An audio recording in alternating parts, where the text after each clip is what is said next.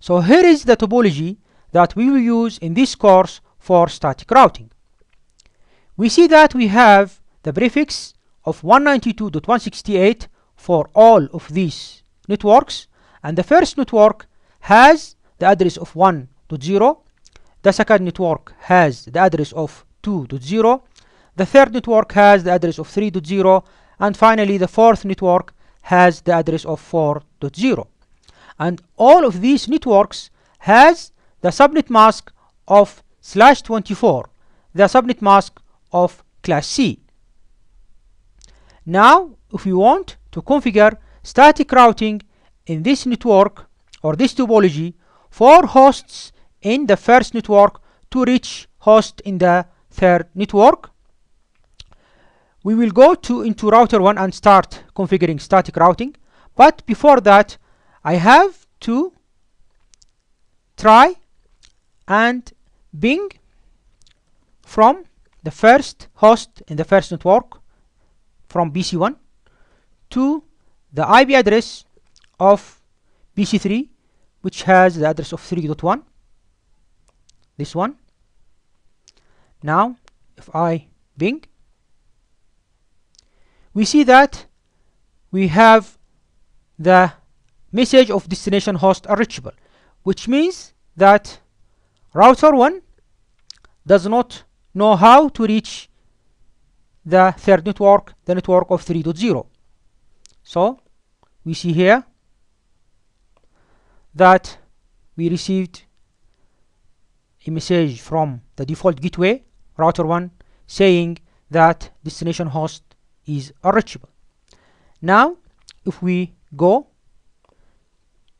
to router 1 and start configuring static routing, so IP route, then the address of the other network, the 3.0 network, with the mask of class C. Then we have to enter the next hop. The next hop is the IP address of the other router, the next router. So it has to be 2.253. Some of my students are confused with that, so they enter the IP address of the local router. This is wrong. This is a mistake. Let us see if we enter the IP address of 192.168.2.254. We see that we have this message, invalid next hop address. It is this router. So it's a mistake, or it's wrong to configure the IP address of the local router. We have to enter the IP address of the other router, the next router, this one.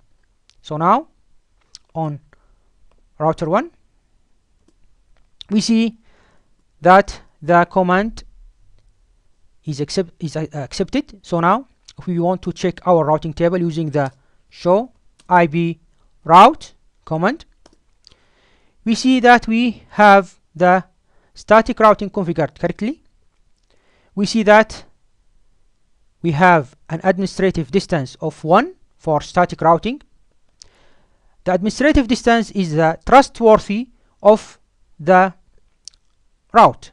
So for static routing it is always 1 by default, which means that static routing is preferred over dynamic routing protocols, and I will explain later in other lectures about administrative distance. I will explain more about it. So now if we try to ping from PC1 again, we should see that the ping is failing. This is because ping or any other networking traffic is a two-way communication, a form of request and a reply. So in PC1 now we see that we don't have the message of destination host unreachable, so but we have the timeout message, which means that the router 1 or router 1 can forward the message to router 2, but then the reply didn't come back because router 2 don't know or doesn't know how to forward the message back to router 1. So now we have to go to router 2 and configure the return back route. So IP route 192.168.1.0 with the mask of class C, and then the next hop, which is 192.168.2.254. Now do show IP route. We see that the static route is configured now.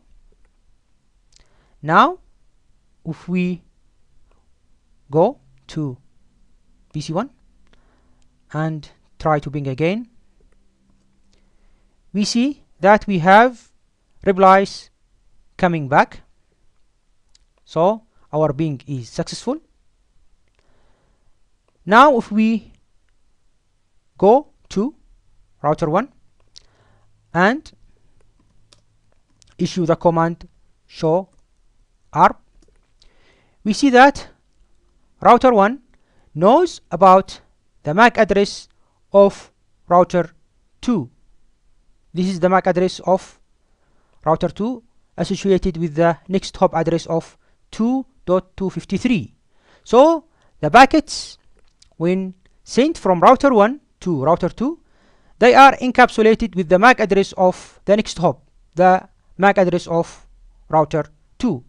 All of the packets coming from this network and going to this network will be encapsulated with this MAC address. And also if we go to router 2 and issue the command show ARP, we see that router 2 knows about the MAC address of the next hop, the MAC address of router 1.